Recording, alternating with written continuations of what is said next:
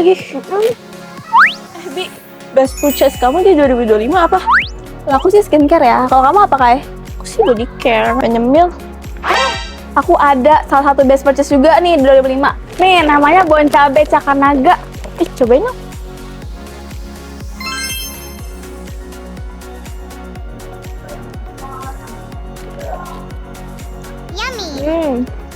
Tuyuknya tuh sadis banget. Pedas beginian gue enak.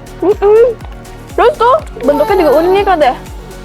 Iya. Ya kan, dan renyah juga nggak keras lagi. Enak banget. Ini harus ada sih tiap kita latihan sih. Iya. Bisa deh. Tapi pedasnya nagih kan? Coba deh rate.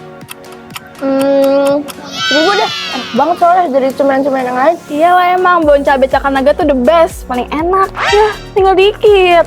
Ya. Buat aku aja deh. Enggak buat aku. Buat aku aja dah. Ada lagi gak? Ada sih.